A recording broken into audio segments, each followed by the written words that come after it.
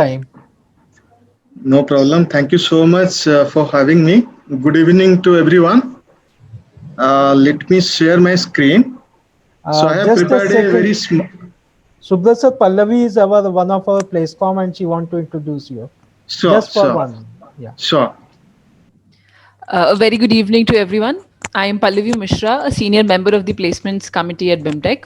I welcome all of you to today's session of the CXO Talk series with Industry Expert, where we will discuss the challenges for future managers post COVID era. As Socrates said, the secret of change is to focus all of your energy not on fighting the old, but on building the new. And this new that is being built will most certainly bring with it multiple challenges. We are here today to discuss these very challenges and how to overcome them and grow. We have with us today a very eminent personality who will not only throw light on the challenges for managers post COVID, but will also share his experience in the vast field of video analytics and marketing. I take this opportunity to introduce Mr. Subrat Kar. Mr. Subrat is the co founder and CEO of Viduli, an online video intelligence software product company based in Noida that provides insights and analytics to media companies, advertisers, brands, and agencies in online video decision making.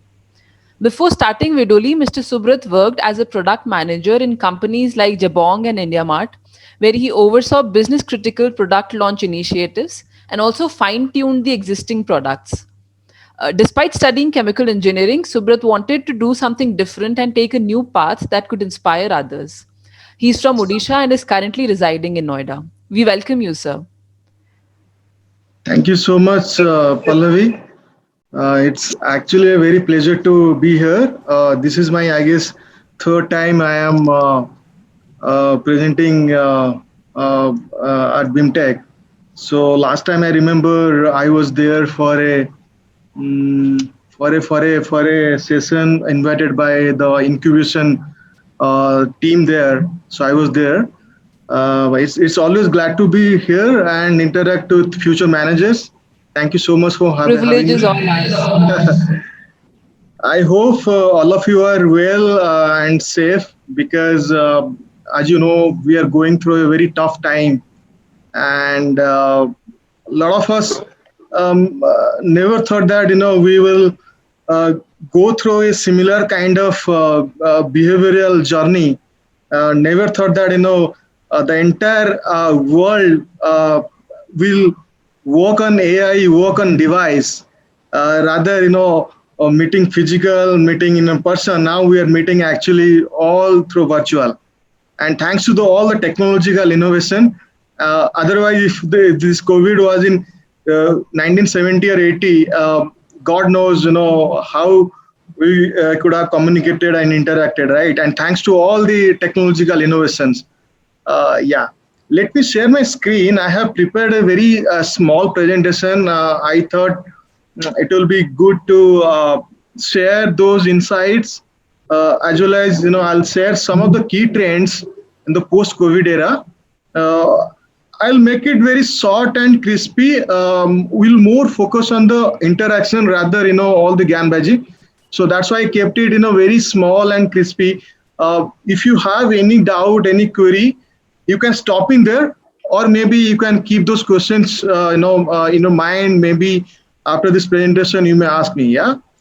Okay, cool. Let me share my screen. I think I'm disabled to share my screen. Can you enable my screen? Sure, sir. Sure.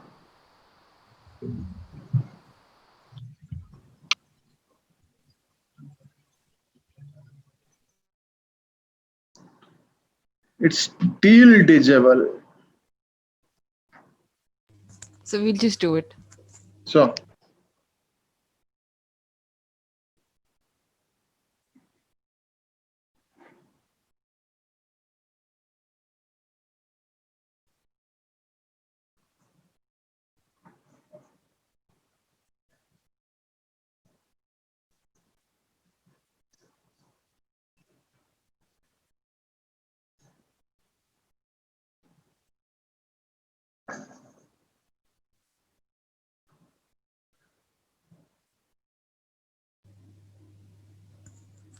So we can see your screen now.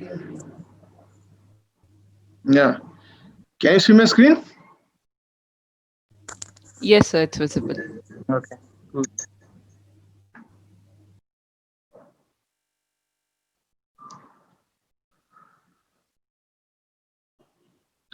So today's topic is challenges for future managers in post COVID-19.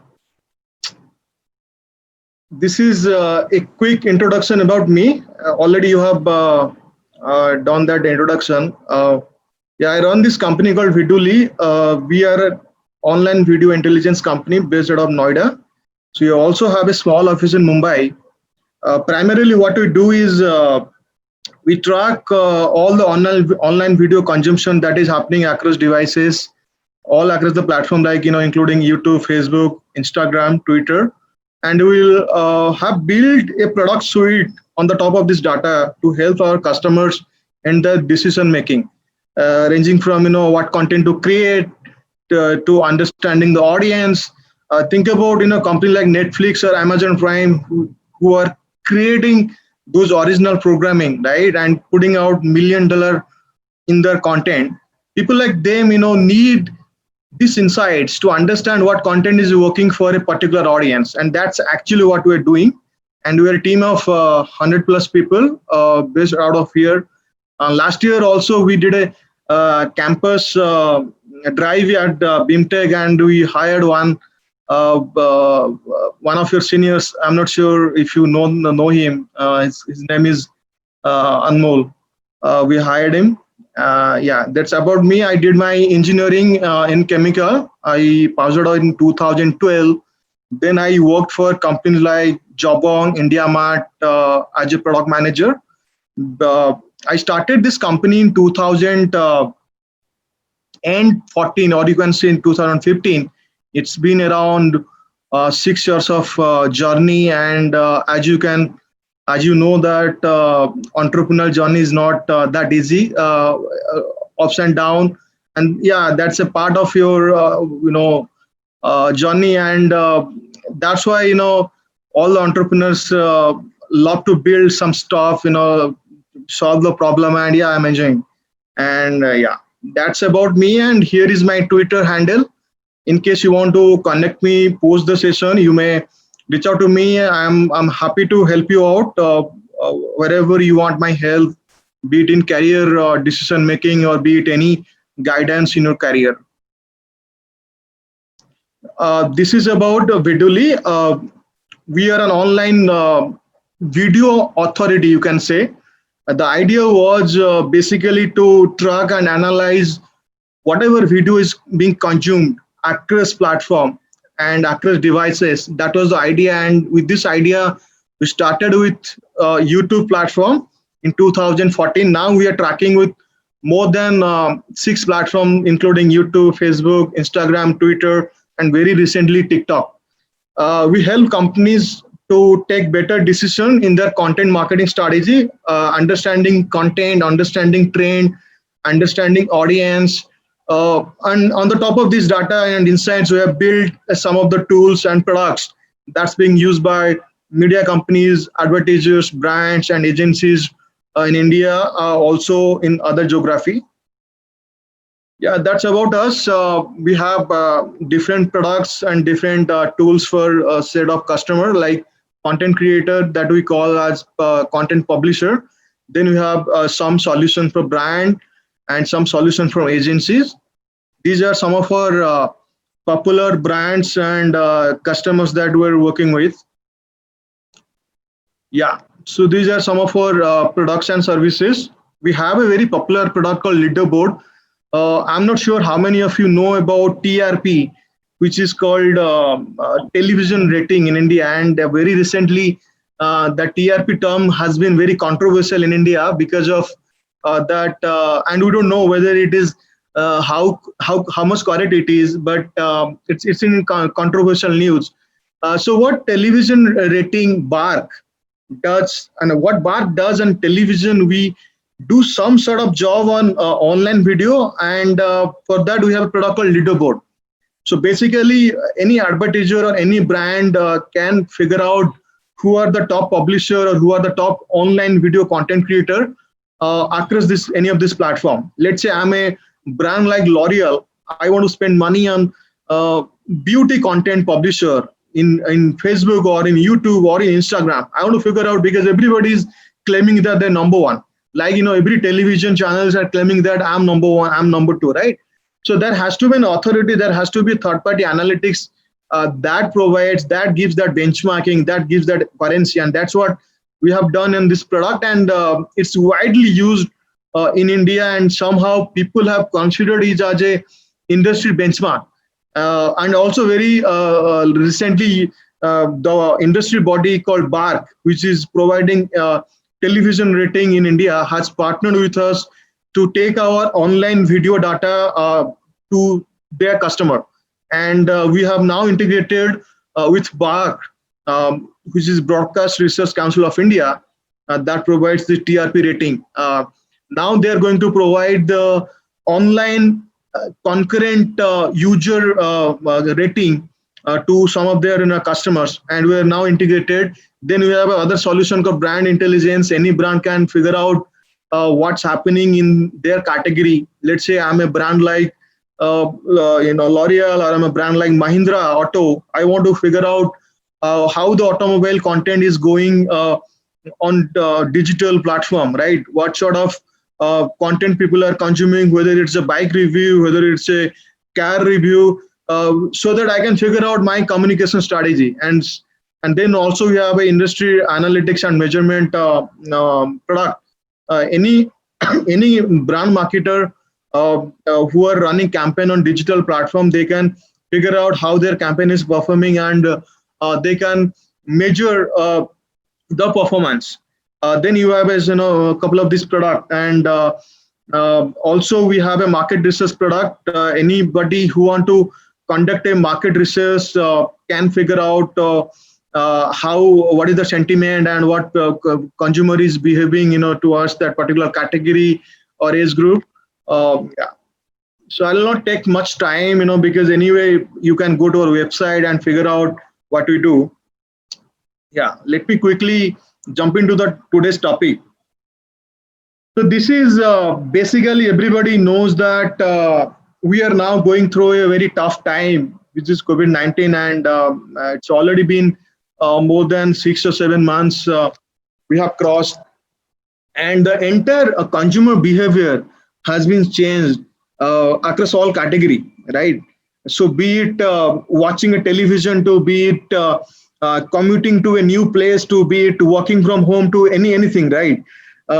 So now if you look at the evolution of workplace, and think about 6 months or 8 months back, everybody was working from their office. Now we all are working from home, right? So how people are working in the office was basically, if you have a in-office desk job, basically you were working with PC, using some sort of tools that was given by your office. This is a graph that will help you to understand how that entire workplace evolution happened. In 90s era, basically PC was there, it was a revolution. Everybody, every other company was looking to have a PC in their office so that people productivity can increase. Now in early 2000s, there was a evolution in internet. If you remember, if you have read about .com bubble in the early 2000s, right? There was a .com bubble.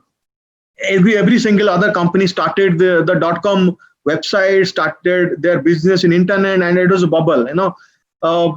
Similarly, to early 2000s, 10. So you see a trend in adoption of smartphone and mobile phone, right? Every other company started working from their smartphone, and very lately, very recently, what happened? The entire the behavior has completely changed. The way we are working now, we are working in a virtual environment that we call a digital workplace, right?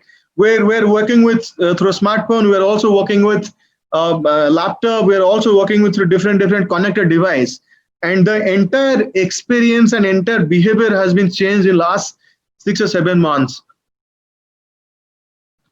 And as we know, we are working remotely and we are working very virtually. And everybody was talking about this jargon term called future of work. Actually, we are now sitting at future of work, which is remote, right? And everybody was talking about the future work is going to be remote.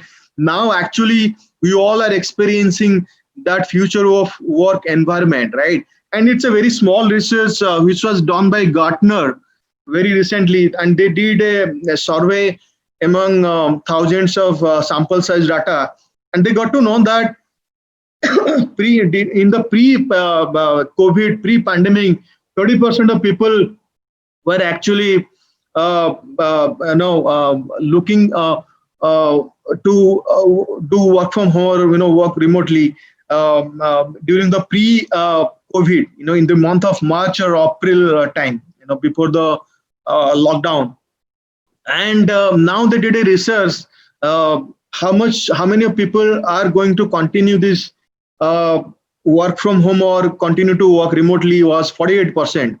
And this is a very big number, and it says that the industry is going to a new path, I mean, if you look at 1970s or even if you look at the 90s, right, there was a liberalization, right? So similarly, we are going through a very new evolution during this pandemic, and a lot of behavior will change. This remote work culture is going to change a lot of human behavior and consumer behavior. You just go back, 3 or 4 years back down the line back. You see the Jio, right? Jio launched in 2014 or 2000 early 15. Compared pre and post Jio era, you'll see the difference, right?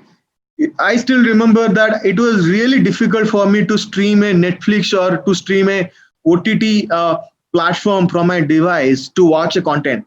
Now it's all has been easy because you launched in 2014 or 15 early, and they started offering the data plan at a very cheap cost, and everybody started consuming it. And because of that, other telcos had also bound to offer similar package. And now, we are sitting in that post Jio era, and everything is on a touch hand, right? And because of Jio, a lot of companies, a lot of startups have born, and you can see the OTTs and content and EdTech, especially the EdTech, education tech, right? And thanks to Jio and thanks to all the telcos, because of them now we're able to interact virtually through this Zoom platform, right? It is all because of the cheap data price. Think about if it was in 2008 or 2010, and I don't know. I mean, how we were facing those challenges. I don't know, right? You just imagine, right? Similarly, there similar to Jio, there will be a lot of behavioral change we are going to see in the post-COVID world. And as a manager, being a manager, you have to be prepared, to face those challenges. You have to plan the strategies, with that behavior. Otherwise, it's a race. Everybody, if you look at the recent campaign, right? Look at the brands like Lifebuoy, look at even brand like Century Ply. They changed the entire marketing communication strategy, and they all their entire marketing campaign and marketing content now is aligned to COVID-19. Not only Century Ply or not only this Lifebuoy brand, right? Because every other brand is running brand is taking COVID-19 as an opportunity and communicating this to the customer, right? So I mean, you as a manager, you have to also understand, the entire consumer behavior. What are the consumer behavior going to be, post-COVID? Accordingly, you have to be prepared. And we are going to discuss some of those points that will help you to understand how the market is going to react in the post-COVID. Yeah, I have prepared a very, small presentation. So most of the companies, as I said, are going to continue the work from home option, and some of them will have a hybrid model. So what hybrid means is basically, let's say if you're working in a FMCG setup or if you're working in a banking setup, Of course, they will not let everyone to continue work from home, because there will be some work that needs to be done within the physical office environment, right? So it will be a hybrid model, that will have your remote, some mix of physical work setup, right? And companies are now figuring out which team they want to be in office and which team they want to work from home, right? And most likely this will happen in the digital first companies, right? So companies like Paytm, companies like Dream 11, a company like your Urban Club, a company like all the digital first companies will adopt this hybrid strategy, and already we have already seen it across some of this category. So you as a manager, you have to now choose your subject areas very carefully, because companies are going to choose you according to their requirement. Yeah.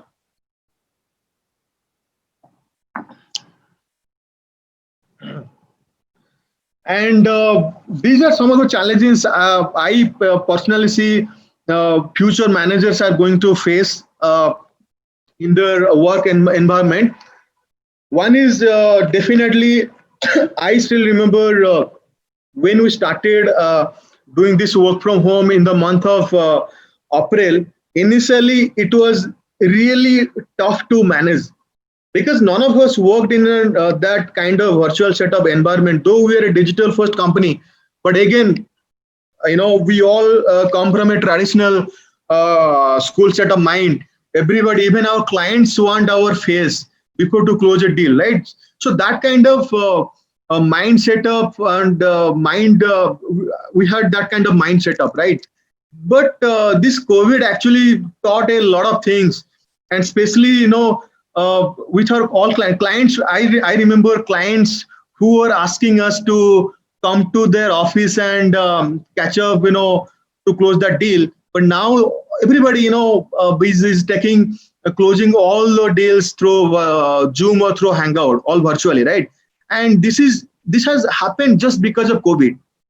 For us, initially also it was a very tough, because everybody, was working remotely, initial phase, and it was really tough. But gradually everybody adopted it, and now in the initial days, for first or second month, the productivity level was actually little low. But now, as everybody has adopted, now we can see a good productivity, because people are living with their family members. People are now more freedom to do whatever they want in their personal time, because many people were spending their time in the commute.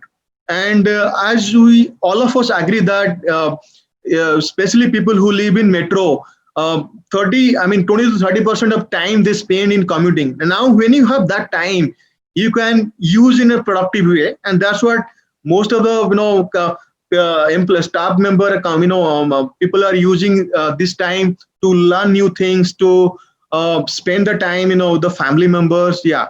And somehow it helped us.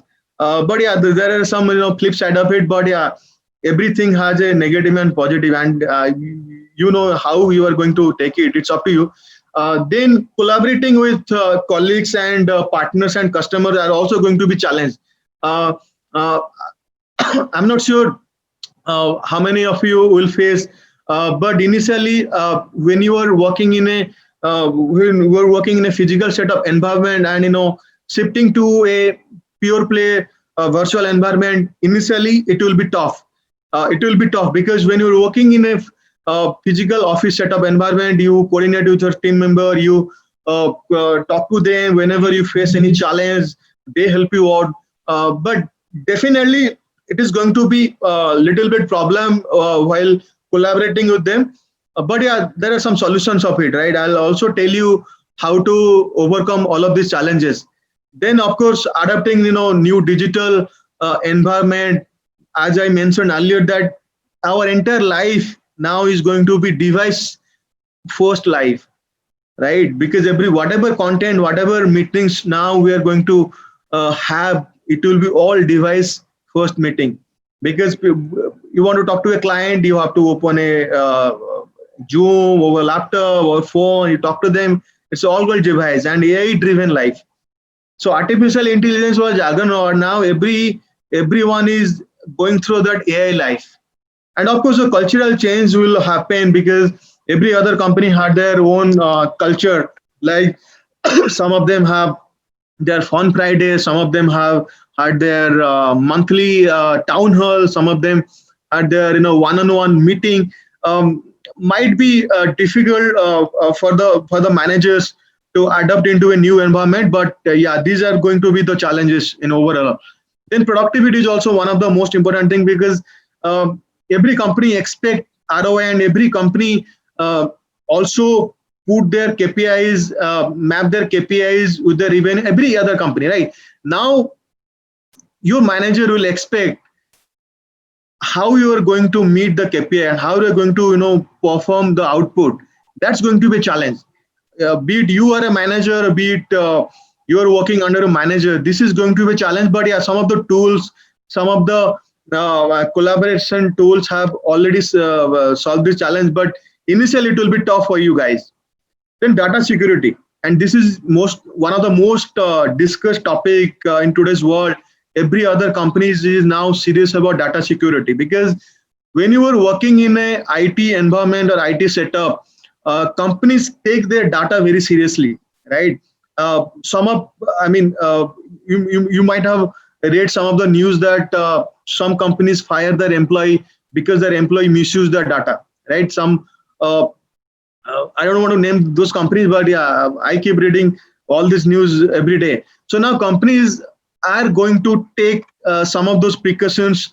How because employees are producing a lot of data every day, right? So how this data will be kept in a in an environment that so that it will be not misused. And this, and you as a manager, you have to also keep this in mind. Whether I'm working for a company or whether I'm running my own business, so these things to be taken care of. Yeah. So I was reading an article back in 2015 or 16. I'm not sure how many of you have heard about Mark Anderson. Mark Anderson is a very famous venture capitalist in US.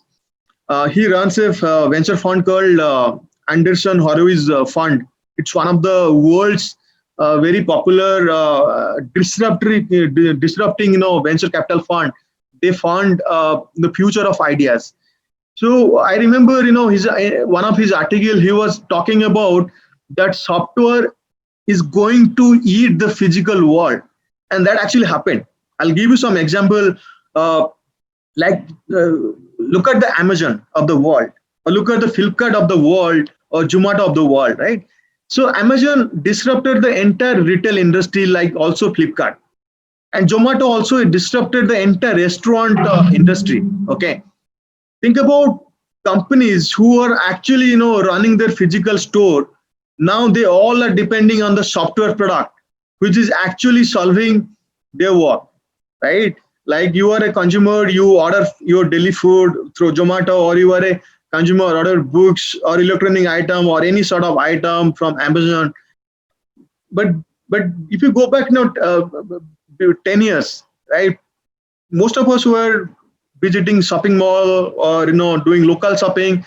Now the entire consumer behavior has been changed, and that's what we call software industry ate the physical world. Because of them, now physical world is now going to not vanish, but yeah, going to die sometime soon. I mean, we don't know, because it's all about the consumer behavior, right? Look at the shopping mall now. The footfall, which was happening 2008 or 7 early, now the footfall has gone down, right? And now in 2020 or 19, what happened very interesting is AI, artificial intelligence, is now going to the software, right? So every other companies has adopted AI strategy, and even thanks to Honorable Prime Minister Narendra Modi and his government is also promoting AI and quantum computing. In the last year budget, they also had allocated a special fund to promote the AI and cloud computing and quantum computing. And a lot of these newest companies are also adopting AI and providing very kick-ass, very seamless solutions. Companies like, not sure if you have heard about neo banking. Neo banking is a term. Companies, the newest fintech companies have adopted neo banking strategy to cater the existing traditional banking customers very seamlessly. And companies like Razorpay are going to disrupt the entire banking industry because of the AI, artificial intelligence, and companies like Amazon understand you better than your family members, because Amazon knows you, what items you are shopping and what items you are buying in a seasonal basis, and they're going to suggest you based on your past behavior. And that's what every company is adopting to enhance the customer experience and to provide a better service delivery with the help of this all the new technology. And this is going to happen very soon. That AI is going to eat all the software world. And you as a manager, you have to ask yourself, am I going to survive in this AI world? Are you ready to work in this AI world? Because the world is now moving towards AI. Be it WhatsApp, to be Facebook, to be it any platform, or be it Netflix you watch every day, right? So the content you watch, Netflix knows more than your family members, more than your friends, because they know your preference, whether you like romance, whether you like thriller, whether you like, that's all because of the artificial intelligence and the predictive and machines they have built to understand the consumer behavior more than anyone else. And this is happening not only content or not only banking. This is happening all across category. Even traditional setup like Mahindra of the world or Tata of the world now implemented artificial intelligence to understand their consumer very smartly. And every other device, every other platform these days are listening you. So you must have experienced this thing.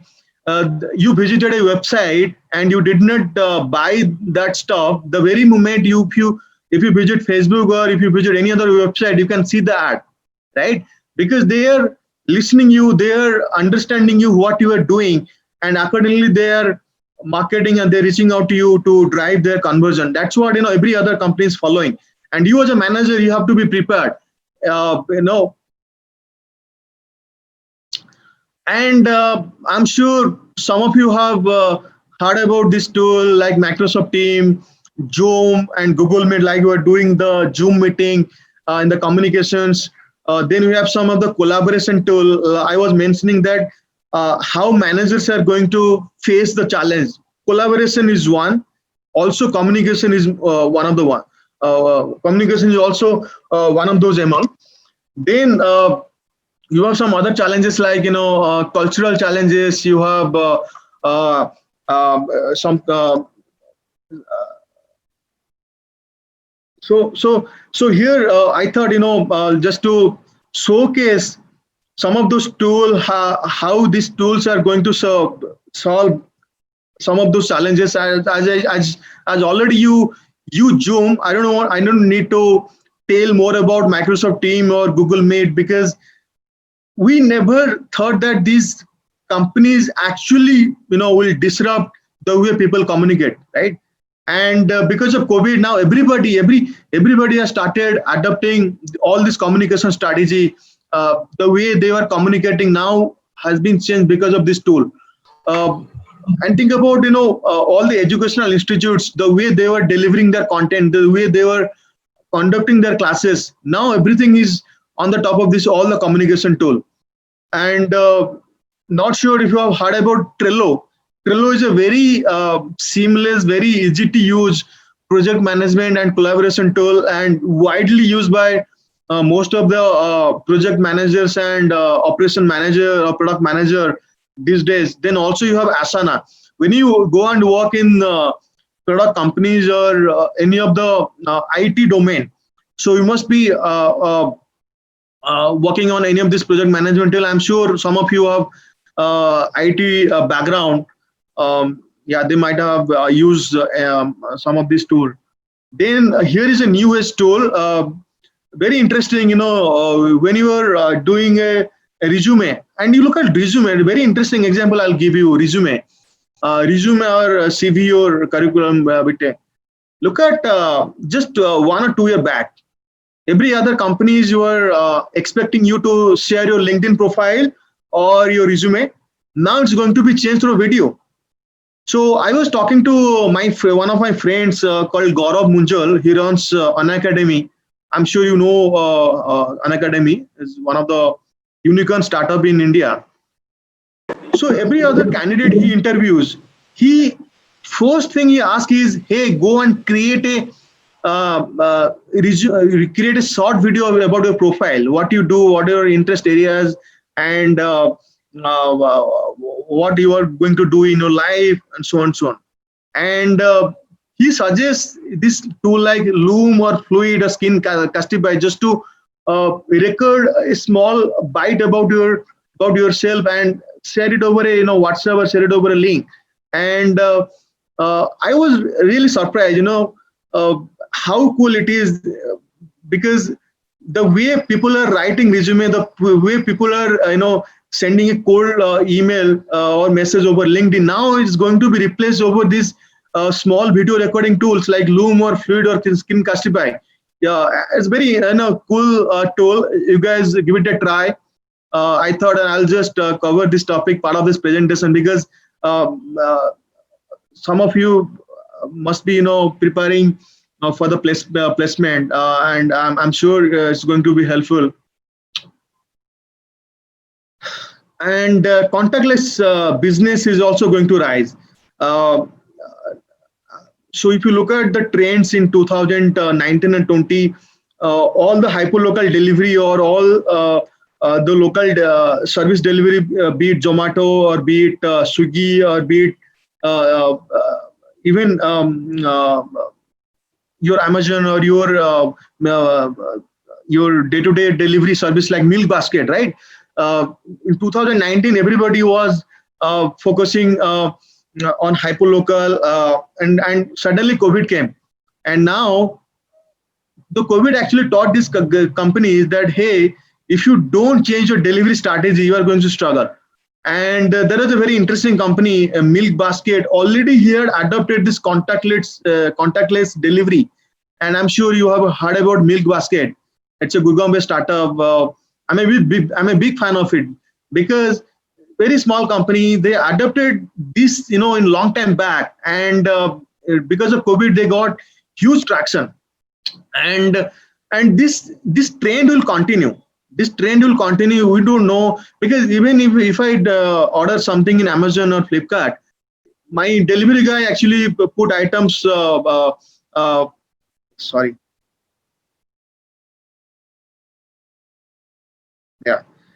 So even if I order something in Amazon or Flipkart, my delivery guy keep their item,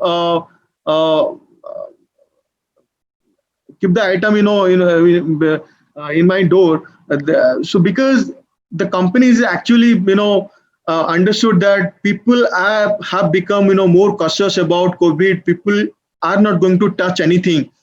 So you as a manager, even if you're going to work for a delivery service company, even if you're going to work for any brand, even in banking sector, the banking sector is now going through a new kind of disruption. Everybody is now digitalizing. Everybody is now adopting the wallet strategy, and the NFC, the near field communication strategy, so that banks is also working on this domain, so that less people should use the card, the plastic card, and more should do the digital transaction.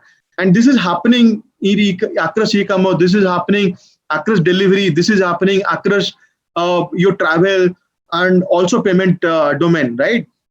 So this trend will continue, and you as a manager have to be prepared from today. And I was talking about the new consumer behavior that has happened across all the category. So some of this campaign you saw the television or the YouTube, those brand managers just picked up this COVID as a trained and did their communication strategy accordingly to talk to their customer, to listen to the customer. Now you as a manager, even whether you are working in the marketing domain, whether you are working in the supply chain or going to work in the ops area, so you have to figure out what is my consumer is wanting for, right? What is my consumer behavior? Whether they're it depends on category. Let's say if you're working in a FMCG company and your FMCG enter sales depends on through the distribution, wholesale distribution. Now this COVID is continue for let's say in 3 or 4 years. You have to figure out if my wholesale sales is down because of COVID, because people are not coming to the physical store or kirana store. Now how I'm going to drive my sales? Because of this consumer behavior, you figured out that, hey, 60 or 70% of people actually doing the digital transaction, actually doing the digital payment. Can I go and tie up with some of those delivery services like Big Basket or Milk Basket or BB Diary and so on, right? So, and this is not delivery category. This also even in food category. This could be also be in a banking category. For example, earlier even when you want to apply for a bank loan, you need to go to bank shop and apply for your loan through the KYC verification and all this stuff. Now everything is going online because banks also understood that people are not going to visit my bank branch. Now to sustain, now to drive my loan business, I have to tie up with the newest fintech companies who can drive my loan sales, and that's what most of the banks and NBFCs are doing, right? And every other consumer have become health cautious and hygienic cautious. Be it you or me, even if we order something, even if we eat outside, now we have become very health cautious. So if you're working for a FMCG or if you're working for a physical setup brand, you need to figure out that the consumer has become now very smarter, become very health cautious, become very hygienic friendly. Now the entire communication, the entire packaging, the entire positioning strategy has to be in that direction, because you have to win that trust. The minute you lose that trust and credibility, that consumer, if consumer feel that this item is going to create some harm to my health, look at the companies who lost their market share in just a single marketing communication. If you look at the recent controversy like Tanishq, right? I don't know, what the brand manager did wrong, because they lost like 2-3% entire market share in just couple of days because of the wrong communication, right? So you have to basically communicate through that consumer behavior and take those feedback and implement it and scale it rapidly. And as COVID, we don't know when by when the vaccine will come and when we all will go out to the physical world. But till it continues, you as a manager have to figure out this kind of communication strategy to talk to a customer. And also the HR policy is going to you'll see a new kind of HR policy in the post-COVID world. Every other companies is now changing their new HR, changing their HR policy and putting a new policy in place. Be it travel allowances or be it your daily food allowances. I'm not sure if you have heard about a company like Sodexo. Sodexo is now going through a very bad time, because Sodexo was working with a lot of companies for their employees' tax saving purpose. Now, as companies are going to change the new policy, so these companies are also going to affect. Also, there will be a change in the CTC category. Please remember, this is going to be a very tough time for all the future managers, because there will be this new HR policies in place, right? And please be careful before accepting any offer, campus placement. Please go through all the document. What is the CTC and what are the actual intake salary? Are they providing this kind of facilities or not, right?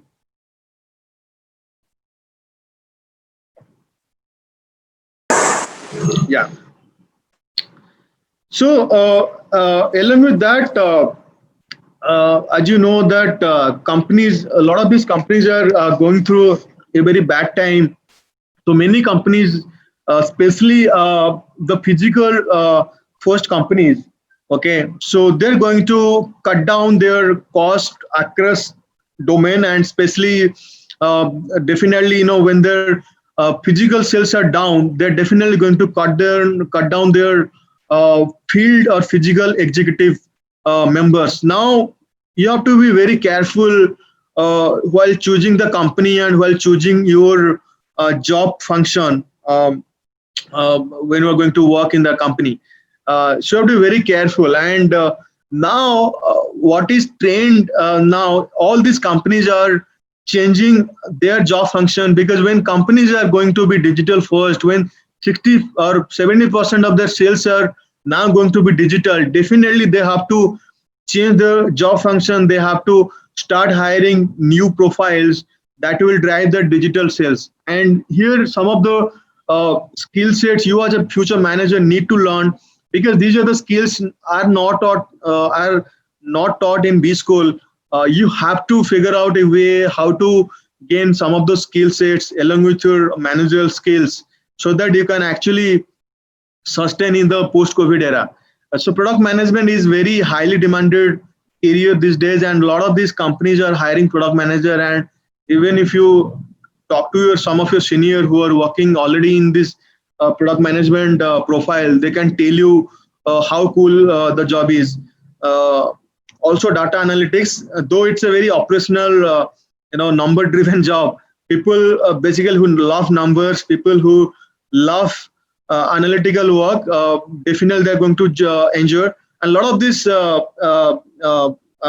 traditional setup companies have also started hiring for data analytics role, because they want to analyze the entire consumer behavior and map that behavior through their entire year's sales planning and marketing planning. Not only digital first companies, even companies like automobile companies are also hiring data analytics profile, because they want to figure out who are the top sellers, who are the top vendors, who are the top customers, all the region wise, so that they can communicate properly. Also, visualization and design thinking is very important. Whether you are working in the digital first environment or whether you are working in a physical setup environment. So these days, companies are looking at design thinking mindset people, because that is more important.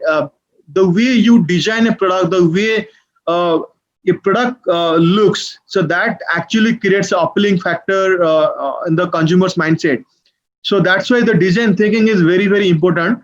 And when you are working in an analytics setup or when you're working in a operational setup, definitely visualization has to be there, because when you project all the big numbers, if the numbers doesn't look good, nobody is going to take it seriously, right? So visualization and is also very important. Then consumer insights. So consumer insights is a new jargon, but though there was a marketing insights role, a market research role already existed there. But now every other companies from FMCG to from newest digital companies to content companies, every other companies is now hiring consumer insights profile, because they want to listen their customers now very carefully, because these days consumer actually are going to rule the entire business world. Company owners are not going to rule their business. Please remember that consumers are going to rule their business, right? So it's very, very important to understand the consumer, right? And that's why the consumer insights role is very, very demanding these days. And of course, digital marketing strategy profile. So digital marketing not a new word. So every other person knows digital marketing, but you have to put the digital marketing strategy, right? What should be my campaign strategy to acquire a new customer? What should be my CAC? What should be my LTV, lifetime value? All these terms you have to learn. You have to apply. Sorry, through a marketing campaign. That's why digital marketing strategies nowadays very demanding, because every other companies are moving digital uh, and adopting the digital transformation. That's why it's very important. Then content strategy, be it marketing communication, be it marketing your product, which is your or software product. So content strategy has been a demanding role these days, especially in a B2B setup environment. People are looking for content strategy. Even agency, if you go to an agency, you will see a lot of their people are actually working in content domain. Even in a company like Amazon Prime and Netflix, half of their people are working in the content domain, and so all of them are from content strategy background. Content strategy not like creating content. Content strategy basically giving all the input, whether this content is going to work or not, whether people are whether my customers or my viewers or my users are going to talk to me or not through this content. So that's what content marketing does. Then inside sales, if you want to build a career in B2B, so this is very demanding role these days, because people are cutting down their physical sales force now. They're going to focus on inside sales. So this is going to be a very demanding career option. Yeah, some of those that what I feel, there definitely, I'm sure there will be some more roles, but yeah, on overall, these 5-6 profiles you will find very demanding in post the COVID world.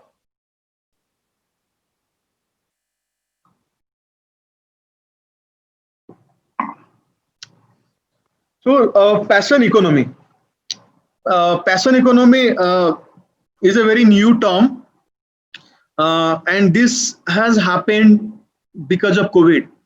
Because think about people who are working in a office environment, people who are working in a physical environment, and now people are working in virtual environment. The behavior of the employees have also changed.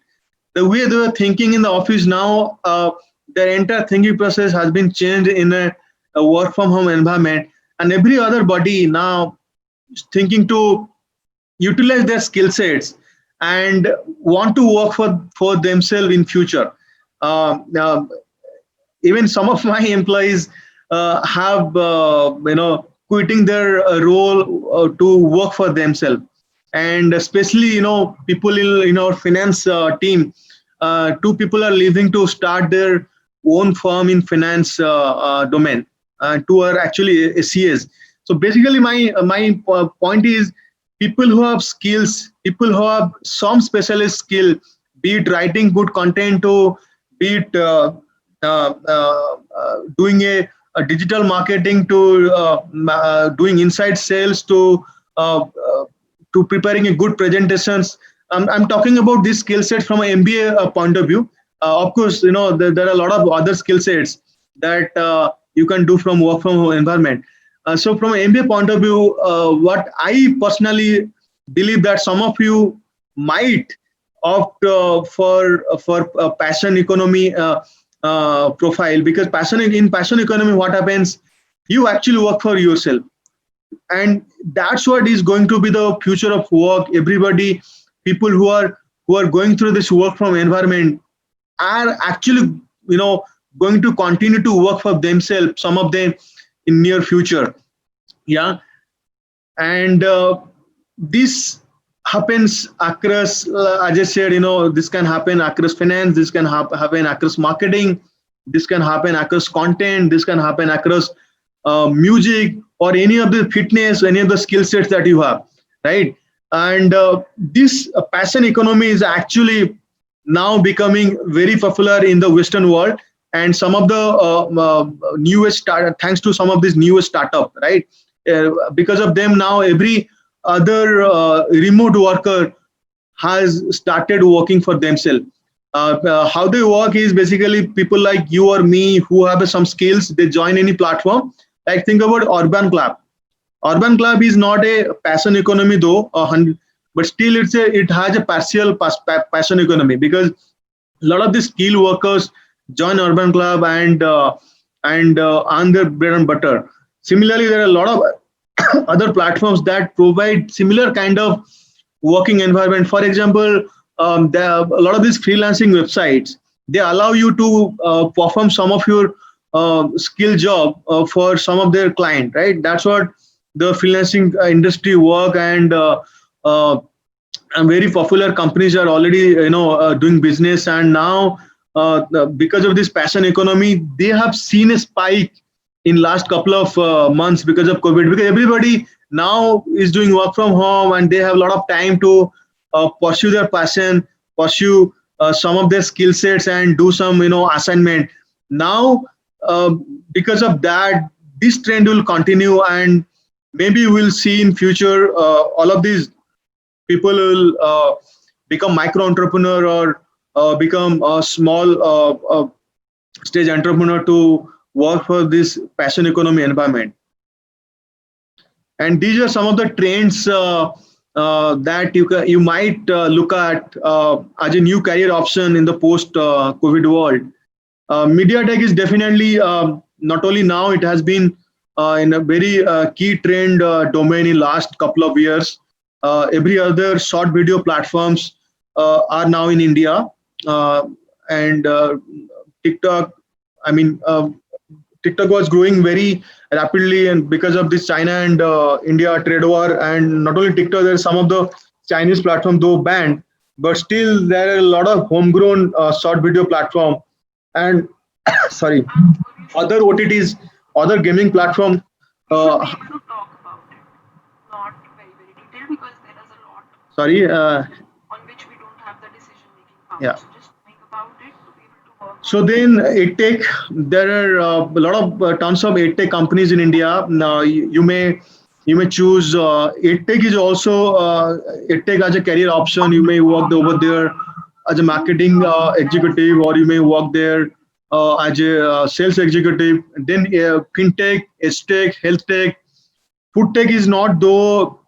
I mean, we don't know the future of food tech, but still I have put food tech as a career option because Zomato also keeps raising funding, in every quarter. And then D2C brand is a very interesting career option. You may look at it. A direct to consumer brand. A lot of these companies you might have heard about called Wakefeed, Raw Pressery, companies who are selling to their consumers directly are basically the direct to consumer brand, right? Then B2B SaaS, if you want to build a career in software as a service product companies, then you can also look at B2B SaaS options. Then marketplace platform like Urban Club, like all of these companies you can look at. Though you can still look at the traditional, companies, but I personally feel that because of this COVID, these are the sectors are going to be on high, and people will hire a lot. And you may look at some of this career option. Yeah, and that's all. Thank you. I'm happy to answer if you have any question. I'm here. Yeah.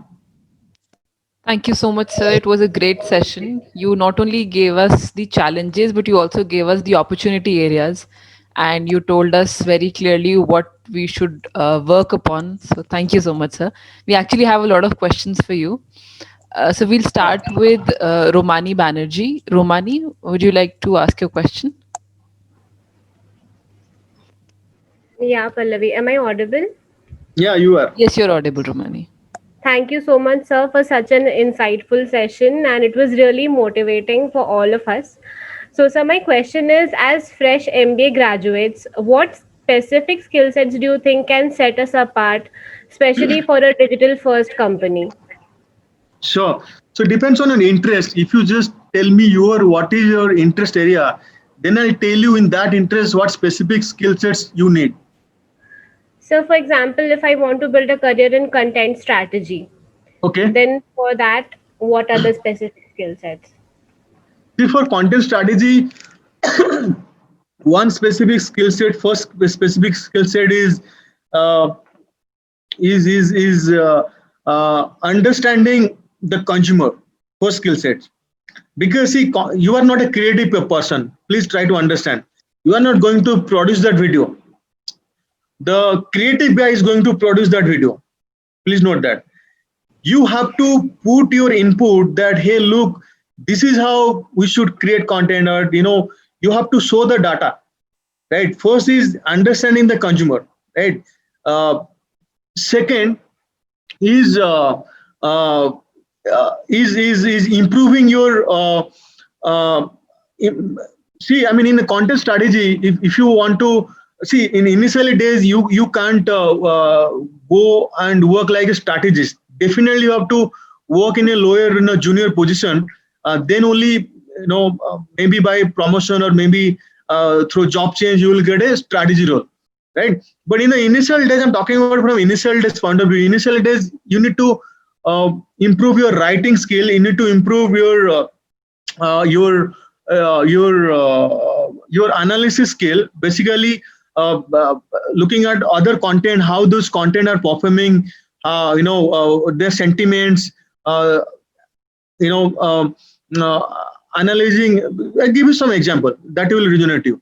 For example, there was a show very popular in Netflix, okay, and now Amazon Prime is going to produce a show, okay. So now the Amazon is not going to just copy and paste that show, right? So basically, what the content strategy person is going to do is, he or she is going to collect some data. Let's say Amazon produced that Mirzapur. Okay, now after successful of Mirzapur, every other OTT companies want to produce similar kind of shows, and also some of their shows have become more successful, more hit, right? Because that is what the audience was looking for. Correct. So now the first job of as content strategy, you need to improve the consumer understanding capability, right? Collecting the data, doing the market research, what content consumers are consuming, what kind of content will work for my audience, right? That is one. Second, as you are going to be an entry level person, so they will not allow you to work on strategy. They are going to draft their content. They're going to write some of the content ideas. They're going to ask you to do some of the competition analysis. Go and watch, figure out what are the other content people are creating, right? Third, some digital skills you need to improve if you want to work in the content area. So, for example, in digital skills, for example, SEO, search engine optimization. You need to understand what is SEO. Second, you need to be. You don't need to be an expert on it. You need to have some understanding that how the SEO things work. Second, all the platform knowledge, because the content is now going to be available on platform. Whether it is going to be available on Hotstar, on be it on Facebook or YouTube, is going to be available on platform. You need to understand all the platform very thoroughly. Let's say if you put a content on YouTube, the content garners some views, right? You need to understand how the content gets viewed. What is the viewership definition of those platforms, right? So understanding this platform will also be a part of your job. If you now work on these areas, maybe you can crack this interview, because a lot of these recruiters ask this kind of questions, because they are going to hire you. For example, if you get hired in an agency is managing the brand, and brand is running this campaign on this platform. Okay, if you don't know this platform, what is the definition of YouTube view, or what is the definition of Facebook view, and what is the audience engagement, and why people are skipping this campaign, and what is that call to what is the CTR. So all this terminology, platform terminology in SEO, and some of this campaign knowledge, because content strategy always doesn't work on a content writing or content production. They also figure out how my content will reach to the right audience. Because at the end of the day, people are not watching the content, and what is the point to put like $1 million on this content, right? So understanding the campaign style, campaign thing, right? How this content are being promoted on this platform, right? What are the strategy, all this stuff. I think if you work on this area, it will be easy for you to crack, this content profile. Thank you so much, sir. Thank you so much. Thank you. So our next question is from Rohit Bansal. Rohit. Thank you, sir, for the wonderful insights. I just wanted to ask that I was reading an article on Mint, and according to Mrikang Gudkutia, he's a director of e-commerce in Red Sea. He mentioned that due to the online ordering, the pace has been increased, and the e-commerce payments and the grocery shipments have increased from 3.7 million to 5.1 million in August to September. Means there have been an increase of 1.3 million. 1.3 times the jump has been there. So I want to know that, do you think the online payments will sustain for a long period of time, or after some time people are going to move back to the previous payment options? See, online is already there. Online payment is already there, and it will continue. If you look at some of the recent stats of UPI, the Unified Payment Interface by NPCI, National Payment Council of India.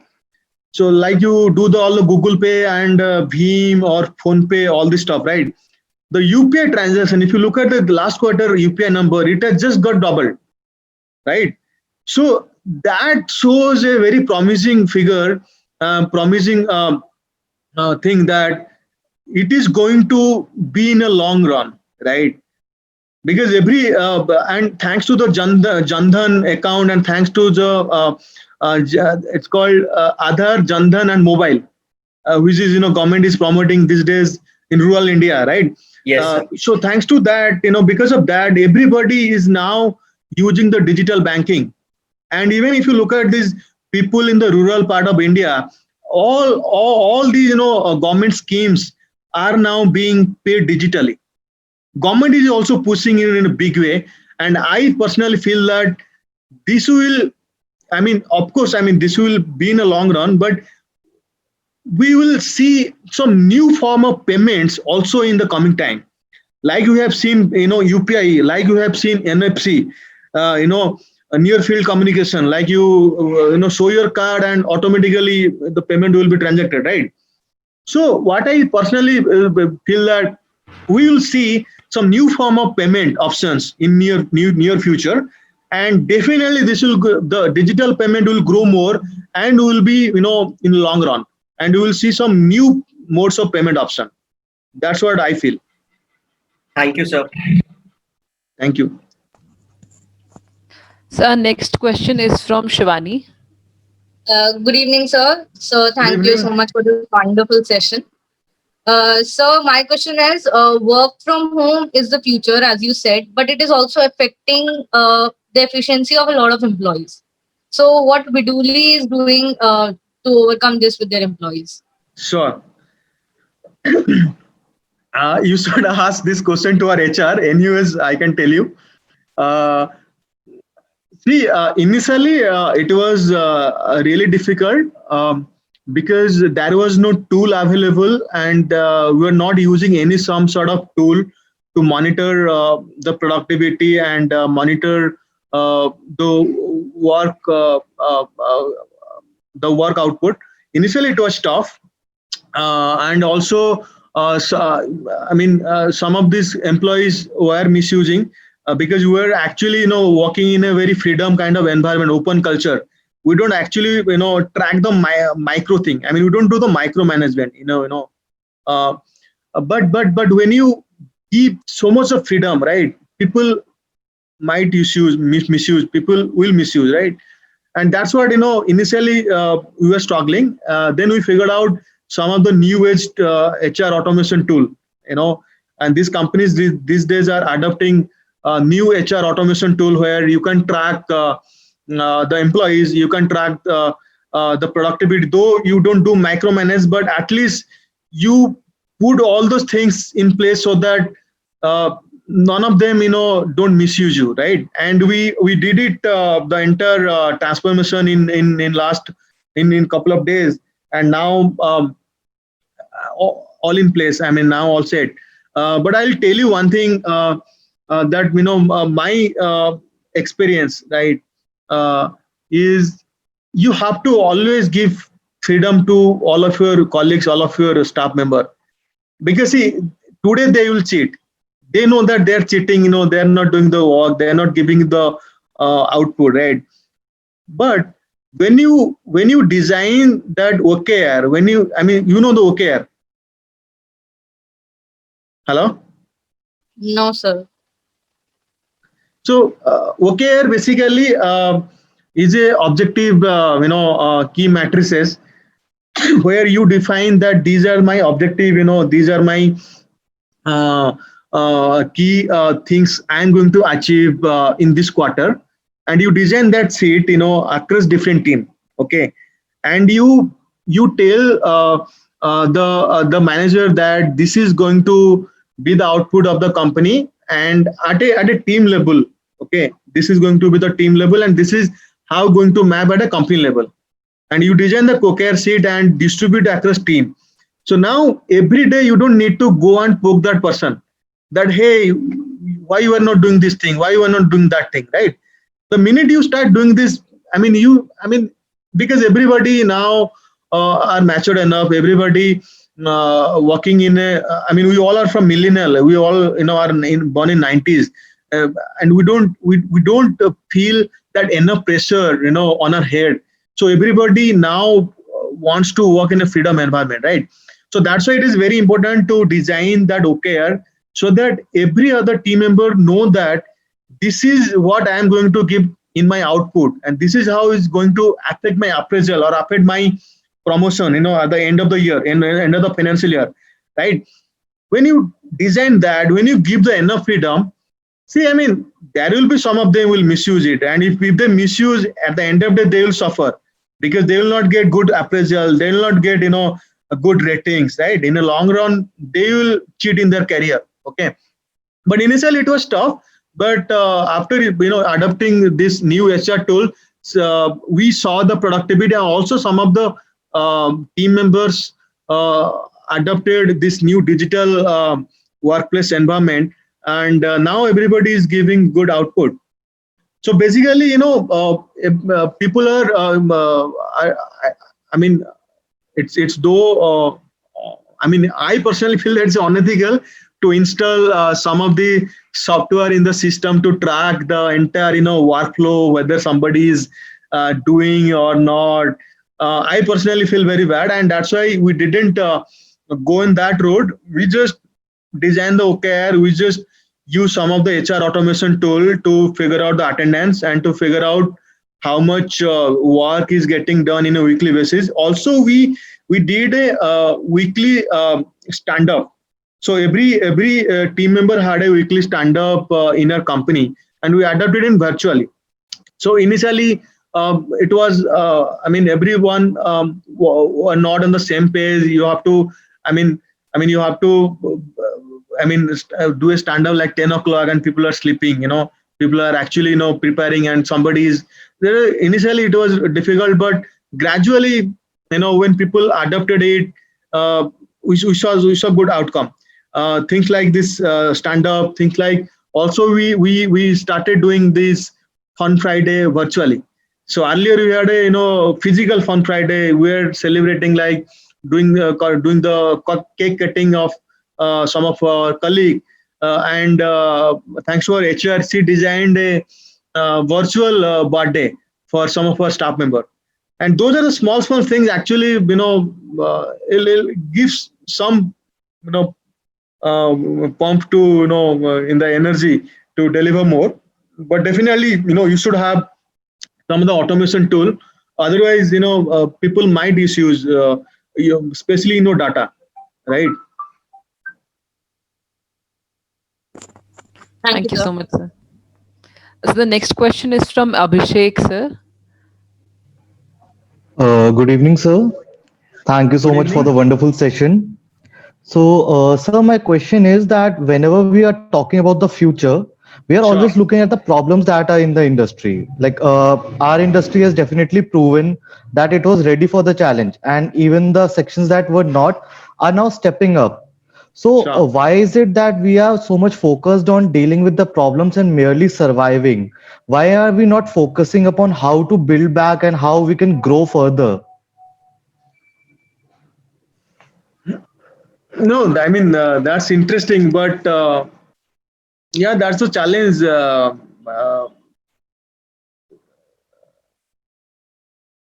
So I mean, you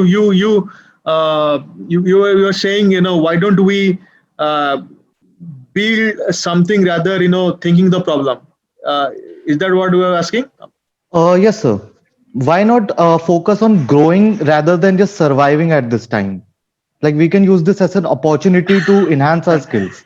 Yeah, absolutely. And see, some of these companies who are actually working in a digital first environment have used this as an opportunity as well, and also some few other companies who are working in traditional environment, they pivoted, they changed the strategy to use this as an opportunity.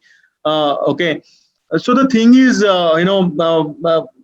Amit, when when your business is 80% dependent upon the physical or traditional setup, and when you have customers who are actually need the touch and feel kind of thing, then maybe for you, survival will be most important thing rather growing.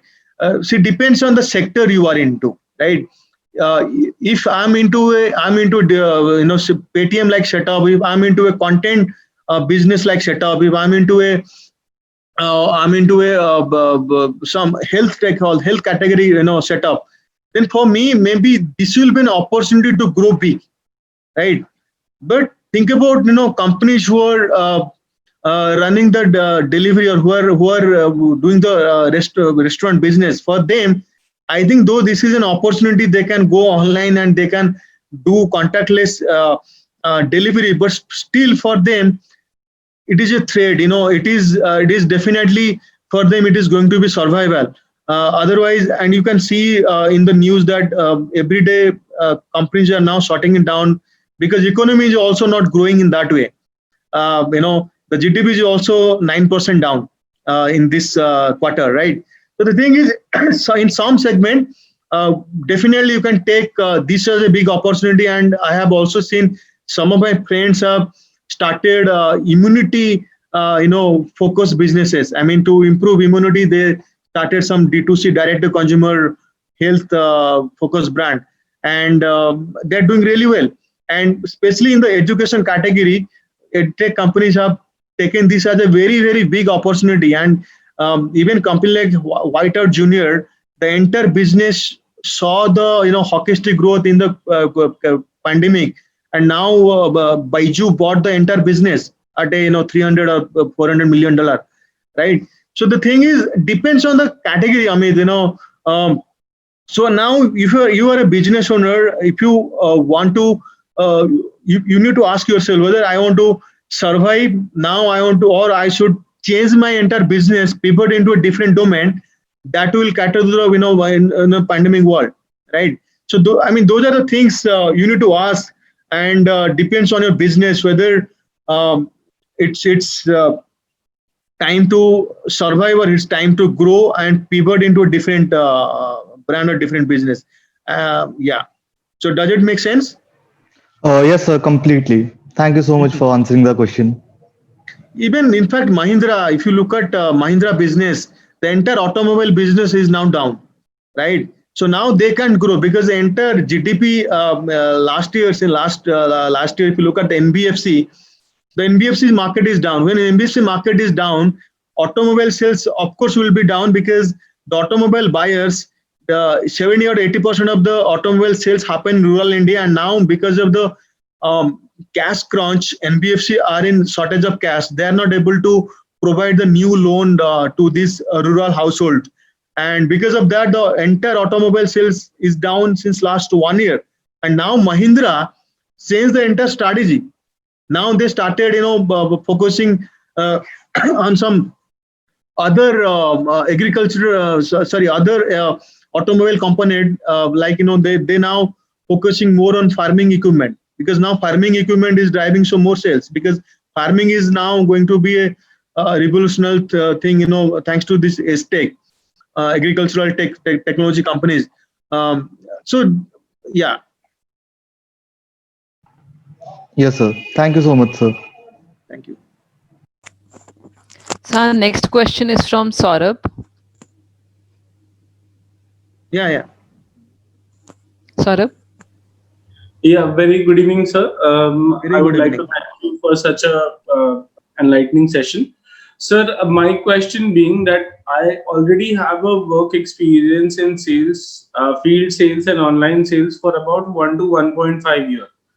So, looking at the current scenario, sir, one should after this post graduation, one should look at going into digital marketing platform only for someone like me who has a prior experience, prior work experience, or should they be focusing on the sales part itself, sir? What do you suggest, sir? So it's a very difficult question for me, because you have to choose what you like. See, I'm not going to be your career decision maker. That's completely up to you. If you love doing sales, you should go for sales, I think. If you don't love sales, if you love marketing, you should go for marketing. So it's up to you, dear. So, but what I see, every career options has is, has important. Every career options has its own important. I can say that, okay, marketing is actually really demanding in 2020. You should do marketing. We never know that sales will, the inside sales might change in 21. So it's all depend on you. You should love what you want to do, right? Even don't listen to your teacher, or don't listen to your senior, don't listen to your parents. Do what you actually want, right? And the rest will fall in place. That's what I want to tell you. Right, sir. But sir, looking at the current scenario, everything, including the FMCG goods. See, I mean, I'll tell you. See, if marketing is your forte, or marketing is your interesting area, maybe you can look at marketing. I mean, you can look at marketing now, or maybe you can look at marketing later on. But if you think that, okay, maybe because many companies will cut down their their sales force, or cut down their physical sales force team. So should I jump into marketing?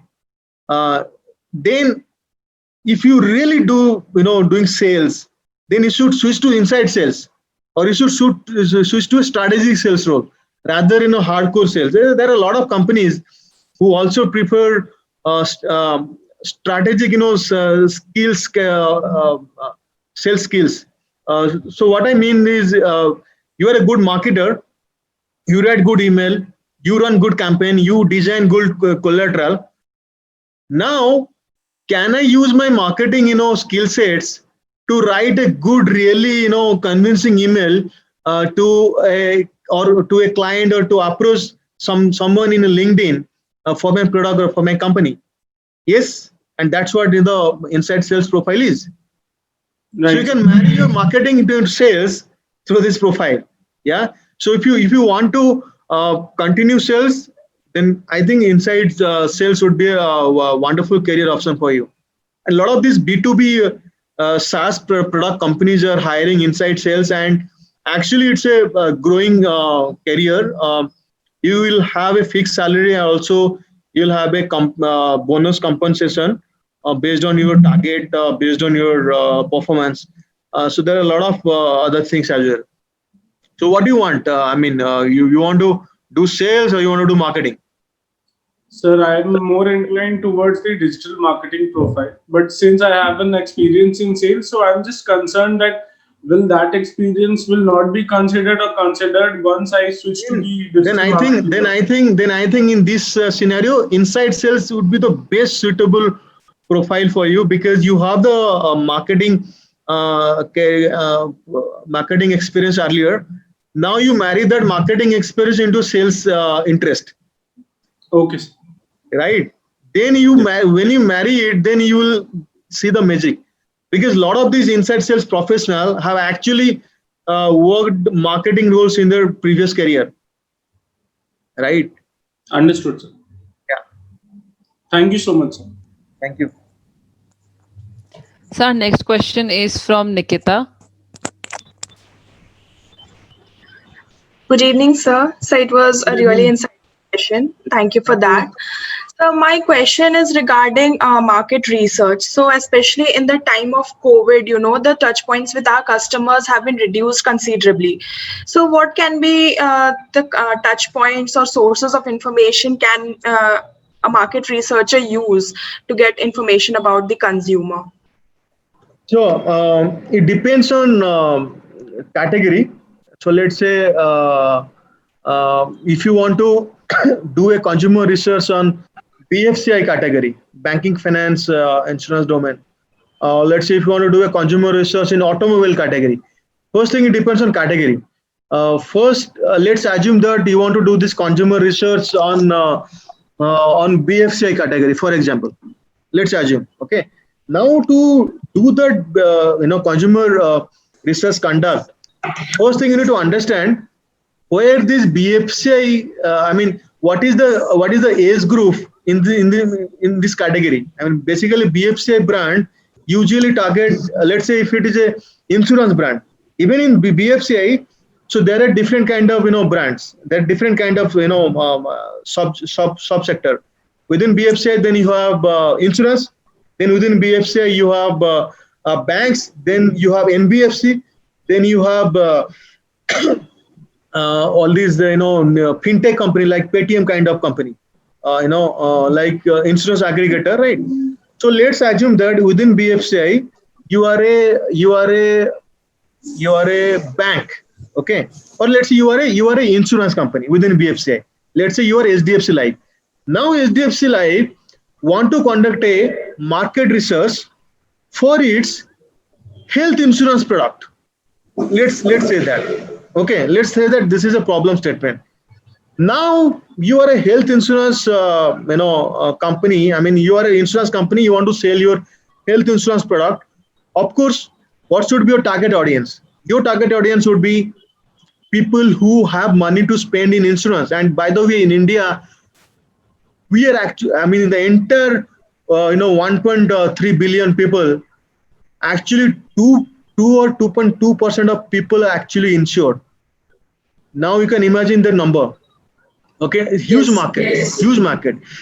So now, because India is struggling, with unemployment now, people don't have even money for their survival. Why? How would they, put money in insurance for the future, right? Those are the behavior, those are the problems. But still, companies want to reach out the target customer. Still, company want to increase the market share. Do some sales. So let's say for this health insurance product, the market. The age group. What should be the age group? The age group, of course, definitely going to be 30 plus audience. And 32 usually people target the 50 within 50 because after 50 people usually don't prefer, even insurance companies don't take health insurance above 50 age group bracket, right? So now if 30 to 50, if it is your bracket, age bracket, audience bracket, now you need to figure out who are those audience in between age bracket 30 to 50 and who are those people and where I can find those people and what are their behavior, whether these 30 to 50 are metro or non-metro audience. Let's say that insurance brand want to do this campaign, want to do this targeting, reach out metro audience 30 to 50. Now you as a market research executive, you have to figure out, okay, 30 to 50 metro, interest health, interest. What should be the interest area? Health, fitness. Who wants to consume good diet? Who wants to do workout, yoga, or who is earning in a upper bracket salary? Those should be your ideal audience to sell that insurance product. And now you want to understand the behavior of this particular set of audience. First thing, I need to understand what content they consume. First thing, I want to understand what kind of search behavior, I mean, what they watch or what they search on Google. If I know that these people are searching travel, or these people are searching, how to travel, or these people are searching how to go to New York, or these people are searching how to go some XYZ place, or these people are consuming more luxury content, if these people are consuming more health related content. So now to know this data, so there are tons of websites where you can get this primary data, the consumption data. Let's say I want to understand the source data of these people. How many people are searching travel related query, in India, or how many people are consuming health related content. Then some platform can give you the primary data. Then you can conduct a secondary research data. So for secondary, you need to design a questionnaire. You can go and ask, run this survey in some set of samples environment, right? So that's what you need to conduct that research. And these days, a lot of companies collect aggregated data from SimilarWeb. There is a website called SimilarWeb. App Annie is a mobile analytics company. App Nexus, and there are some tools that provide this consumer behavior data, like IMRB. If you have heard about a company called IMRB, these guys also conduct a lot of market research for different brand, right? So that's how they collect the primary and secondary research data, and they collate it and put it into an insights presentation. That this is the consumer behavior. This is how people are consuming. That's what that should be our marketing strategy, or that should be our targeting strategy. That's how we need to reach out the consumer, so on so on. Does it make sense? Yes, sir. Thank you. Yeah. So thank you so much for answering all these questions. I'd now like to request Paridhi to please propose the vote of thanks and close the session. Thank you, Pallavi. Good evening, sir. I'm Paridhi Trivedi, a senior member of Placement Committee. I would like to take this opportunity to thank you on behalf of all those who attended this session. It was a very insightful and a valuable session. These are unprecedented times, and many of us are clueless about what will happen in the near future. So I believe that the insights that you provided us with and your advice will definitely go a long way. Like you said, the hybrid work culture and the impact of COVID has had on productivity has changed how we work now. We loved how you could highlight the positives, even in such a dire situation, as we fresh MBA graduates felt really motivated to keep pushing and adapting to all new things. I would also like to extend my heartfelt appreciation and gratitude to you, sir, for taking out time and engaging with us all in this great session. Thank you, Paridhi. Thank you so much, sir. Thank you. And also, I'll share this presentation with all of you. So I'll share with Amit sir, so he can circulate it among you. Yeah. Thank you, sir. Okay. Thank you so much, Subrat ji. Thank you so much. It was pleasure listening you. It is always pleasure to listen you and get insights from you. Same here. Take care and stay safe. Sure.